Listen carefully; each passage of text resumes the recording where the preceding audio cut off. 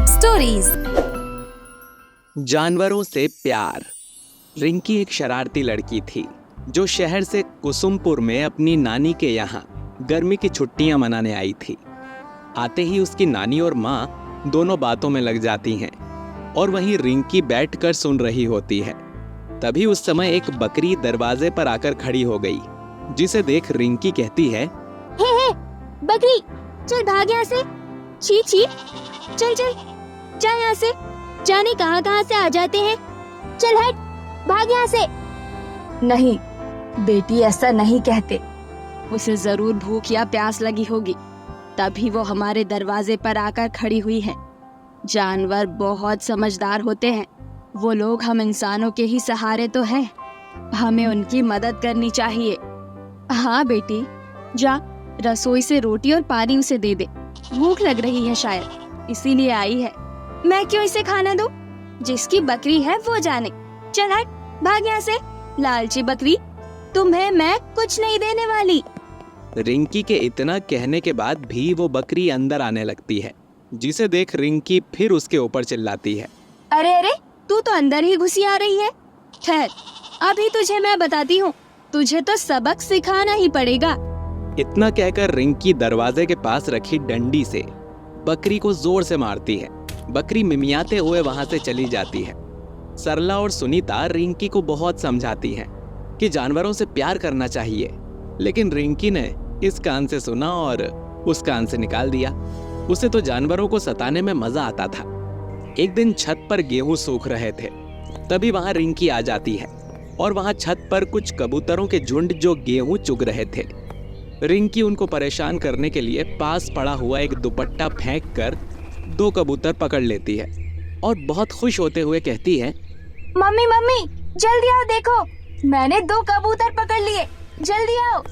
सरला तुरंत ही भागते हुए ऊपर आती है और कबूतरों को फड़फड़ाते हुए देख वो रिंकी से कहती है, अरे बेटी, इन्हें छोड़ दे। ये अपने परिवार से बिछड़कर ज्यादा दिन जिंदा नहीं रह पाएंगे। वैसे भी पक्षियों को कैद नहीं करना चाहिए। जाने दो इसे। मैं नहीं छोड़ती। ये हमारे गेहूं चुग रहे थे। मैं इन्हें पिंजरे में बंद करके रखूंगी और अपने घर शहर ले जाऊंगी और वहाँ अपने सभी दोस्तों को दिखाऊंगी कि मैंने कबूतर पकड़े हैं। कितना मजा आएगा। तभी वहाँ उसकी नानी आ जाती है और कहती है, अरे छोड़ दे बेटी, कबूतर बहुत नाजुक दिल के होते हैं। परिवार से अलग होकर ज्यादा दिन जिंदा नहीं रह सकते, मर जाएंगे बेचारे। नानी, आप लोग कितना भी कहो, मैं इसे छोड़ने वाली नहीं हूँ। इसे मैंने अपने हाथों से पकड़ा है। नानी और माँ के लाख समझाने पर भी रिंकी कबूतर को नहीं छोड़ती और वो कबूतरों को पिंजरे में बंद कर देती है। सुबह सुबह जब रिंकी सोई रहती है, तब सुनीता नानी उन कबूतरों को पिंजरे से खोलकर उड़ा देती है। रिंकी उठकर जब कबूतरों को पिंजरे में नहीं देखती तो समझ जाती है कि ये जरूर नानी ने ही किया होगा। वो रोने लगती है। अरे बेटी, इसमें रोने की क्या बात है? चुप हो जा। अगर तुम्हें कोई परिवार से अलग कर दे तो कैसा लगेगा तुम्हें? नानी, जानवर और इंसान में फर्क होता है। जानवर हमारी संपत्तियों को नुकसान पहुंचाते हैं, उनके साथ ऐसा ही करना चाहिए।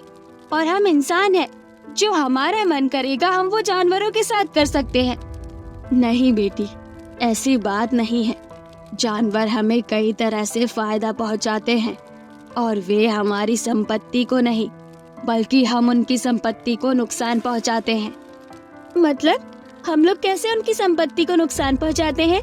सुनीता रिंकी को समझाते हुए रसोई में काम भी कर रही थी।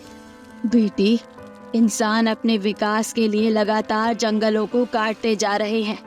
उनके आशियानों को उजाड़कर अपना आशियाना बनाते जा रहे हैं। जंगल कम होते जा रहे हैं, जिससे उनके पास रहने के लिए कोई जगह ही नहीं बची और ना उन्हें ठीक से खाना और पीने के लिए पानी मिल पाता है।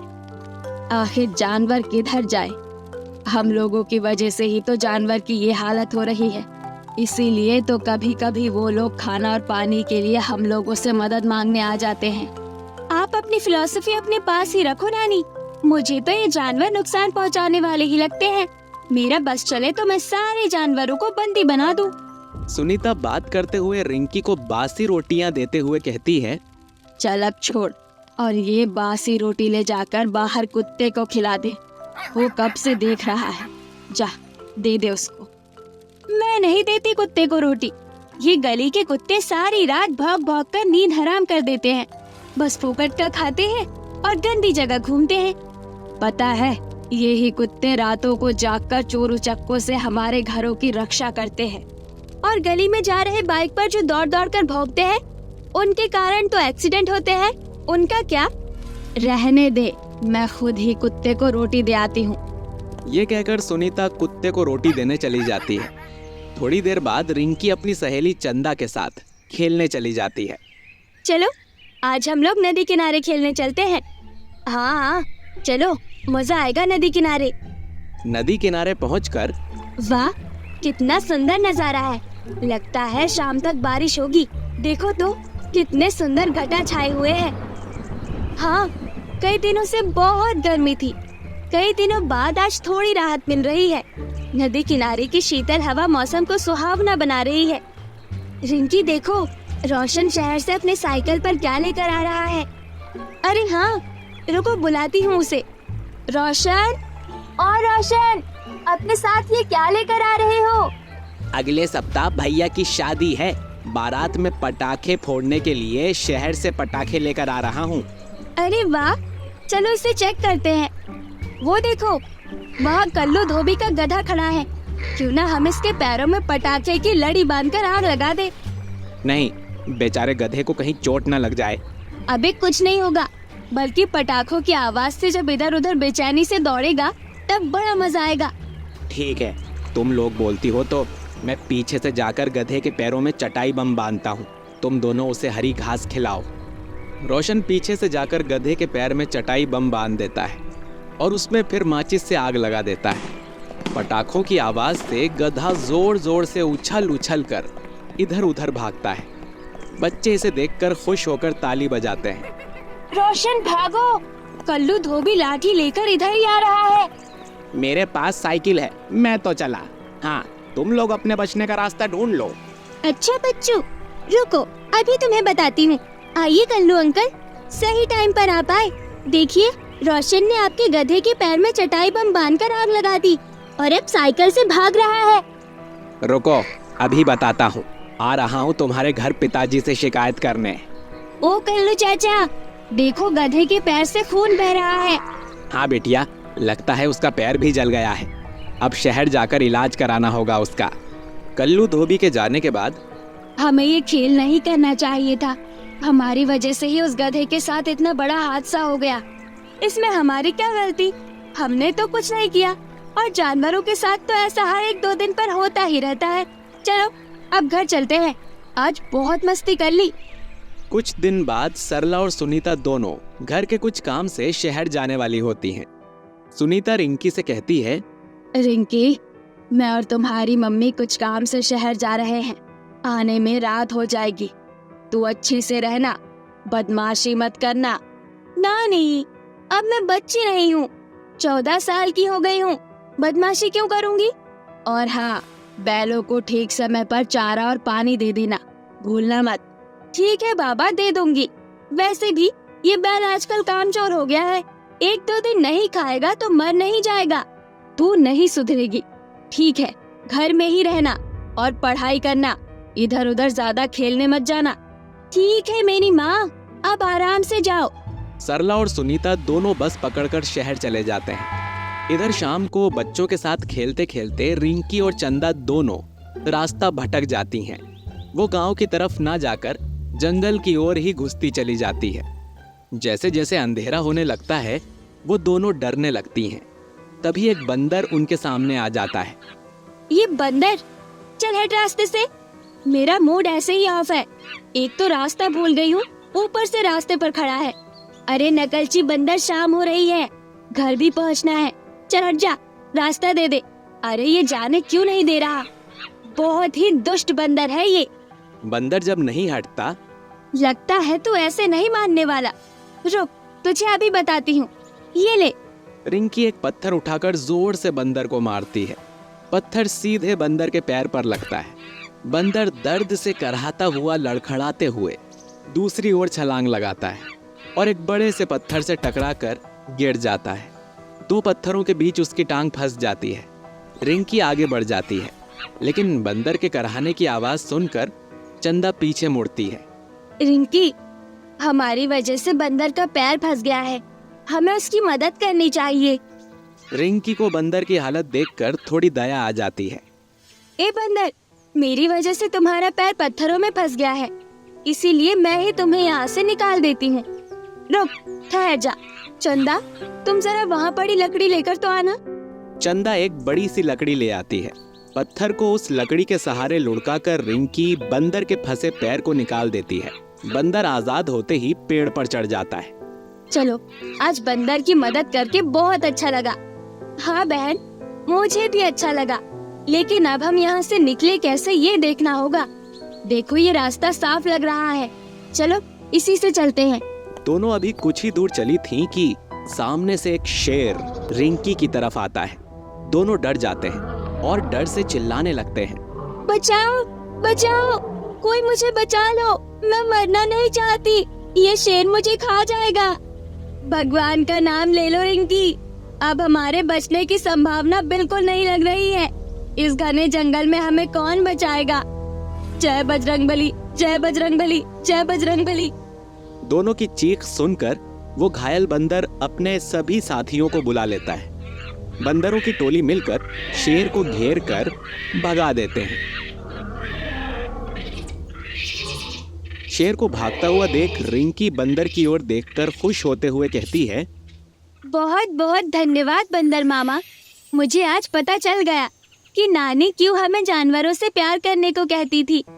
हाँ, आज मुझे भी पता चल गया कि जानवर भी हमारी तरह ही होते हैं। तभी एक कबूतर आकर रिंकी के हाथों से रुमाल लेकर उड़ जाता है।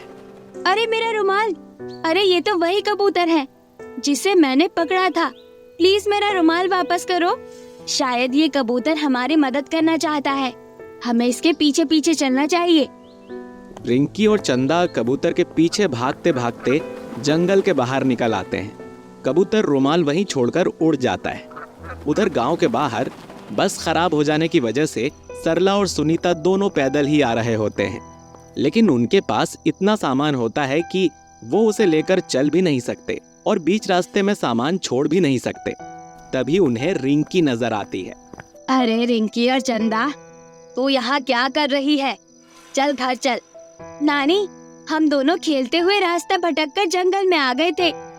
रिंकी अपनी आप बीती सुनाती है। बात करते करते वो लोग गांव की सीमा के नजदीक आ जाती हैं कि एक चोर नानी के हाथों से उनके बैग पर झपट्टा मारकर भागने लगता है। तभी गली वाला कुत्ता शेरू दौड़कर चोर को पकड़ लेता है। चोर किसी तरह बैग फेंककर अपनी जान बचाकर भाग जाता है।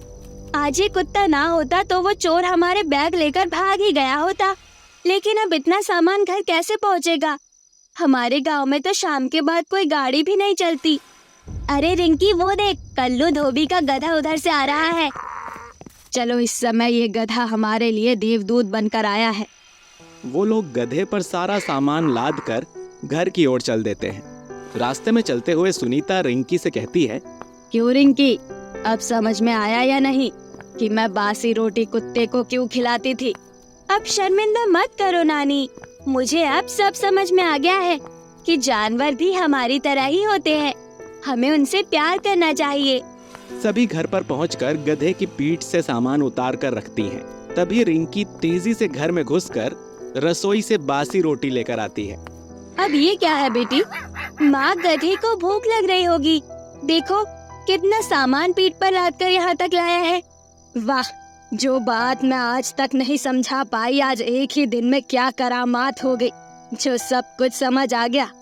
ऐसा करते हैं कि कल फिर से रिंकी को जंगल में छोड़ आते हैं, इस बार वहाँ से और भी ज्यादा समझदार होकर लौटेगी। सभी खिलखिलाकर हंस पड़ते हैं। इस कहानी से हमें ये सीख मिलती है कि जितना हो सके हमें जानवरों के प्रति दया रखनी चाहिए और नम्र रहना चाहिए। उनको निस्वार्थ भाव से प्रेम करना चाहिए, जैसे कि जानवर हमसे करते हैं। ये भी तो हमारे दोस्त होते हैं, पता है ना, ये लोग बहुत वफादार होते हैं। जानवर मुसीबत के वक्त हमेशा इंसानों की रक्षा करते हैं, तो हमें भी उन्हें इतना ही प्यार देना चाहिए। आपको हमारी कहानी कैसी लगी हमें कमेंट करके जरूर बताएं। और साथ में अपने सभी दोस्तों को भी ये लिंक शेयर कर दीजिए ताकि वो भी इस कहानी से कुछ अच्छा सीख सकें। और हाँ, जिन्होंने अब तक हमारे टैब स्टोरीज चैनल को सब्सक्राइब नहीं किया है वो जल्दी से सब्सक्राइब कर लीजिए और बेल आइकन दबा के नोटिफिकेशन भी ऑन कर लीजिए ताकि हमारी अगली नई कहानी आपको सबसे पहले मिले।